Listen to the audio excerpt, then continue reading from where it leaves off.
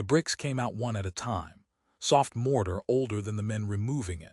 Behind the wall, in a cavity barely 18 inches deep, sat a surgical tray, clean, arranged, untouched by 60 years of dust. The instruments were laid in order the way a nurse sets them before an operation, and resting on top, folded once, was a sheet of paper, a patient list, handwritten, 12 names, and in the top corner a date. The restorer read it twice. Then he stopped working entirely, because the date on that list was 30 years after the wall was sealed. St. Aldate's Infirmary stood on the edge of a market town in the English Midlands, and by all official records, its East Surgical Wing was closed in 1961. The building changed hands twice. It became council offices, then storage, then nearly nothing at all. In 1994, during a survey before a planned conversion into flats, a building inspector named Howard Price noticed something wrong with a corridor. The wall was too thick. He measured the floor plan against the original 1908 blueprints, and there was a discrepancy, almost 2 feet of unaccounted space along one stretch of the old surgical corridor. The architects assumed it was structural, a reinforcement, a chimney breast that had been bricked over.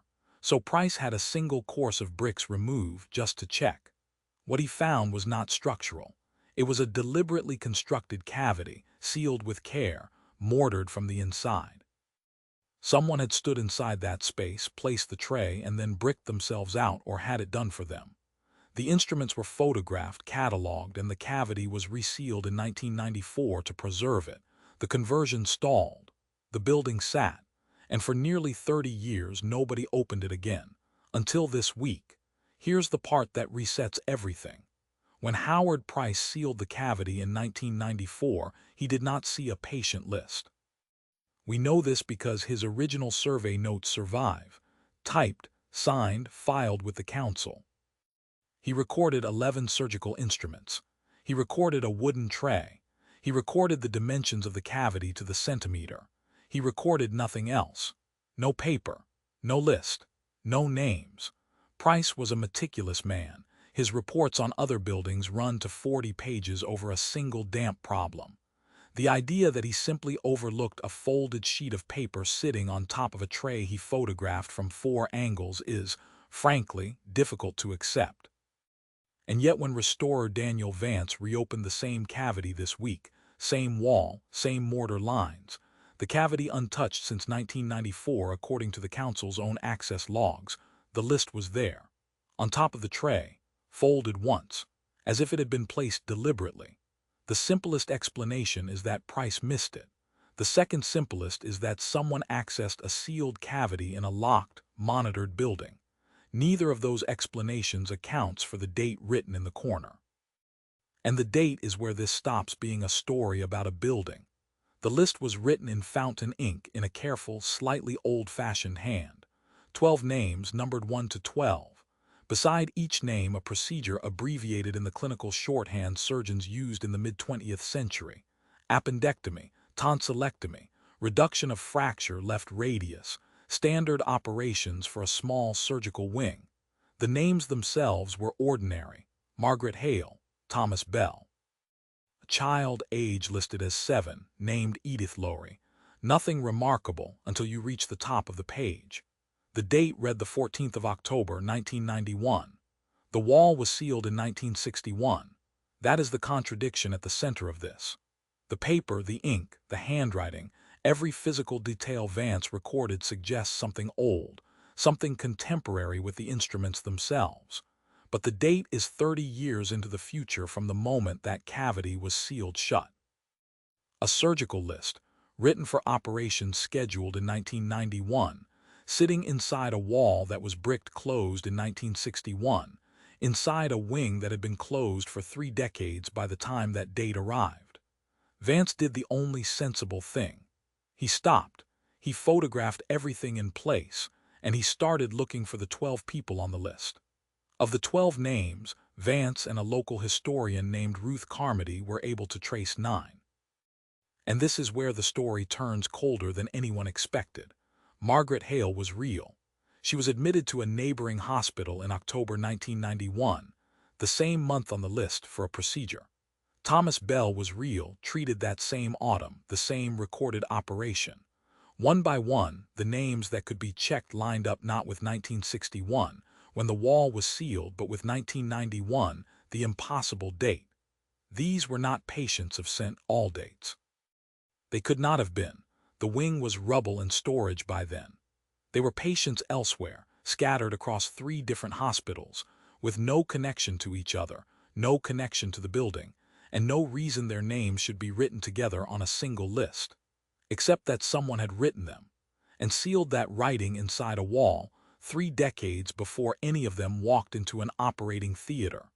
Carmody described the moment she confirmed the 4th name as the moment she felt the room change.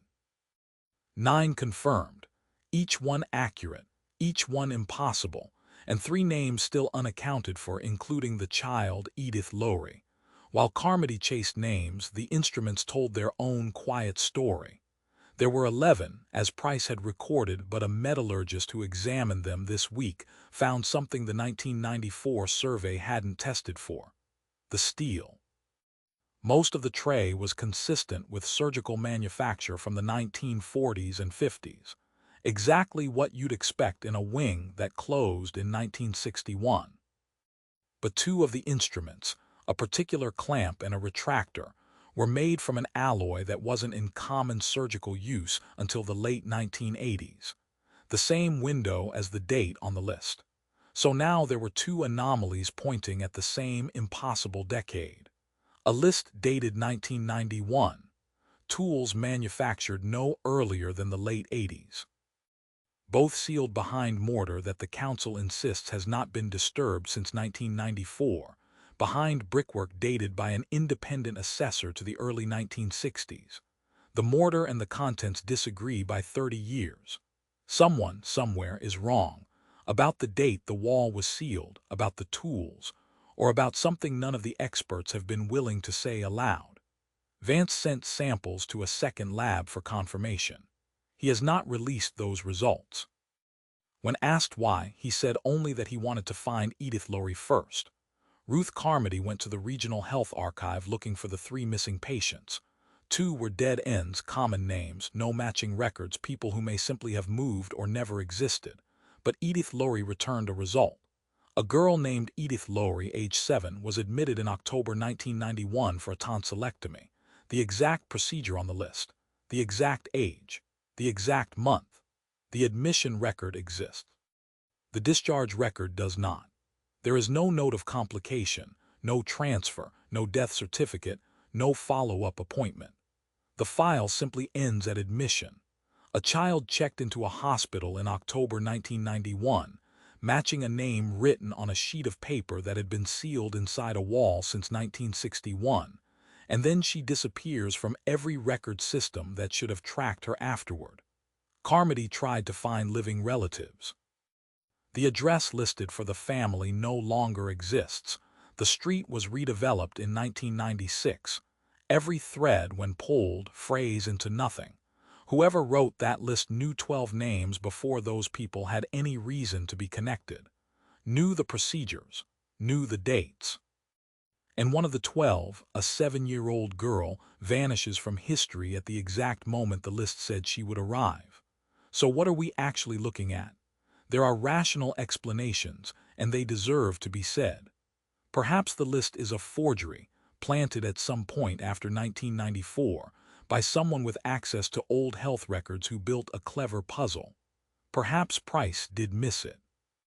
Perhaps the council's access logs are incomplete, and the cavity was opened quietly somewhere in those 30 years. Each of these is possible.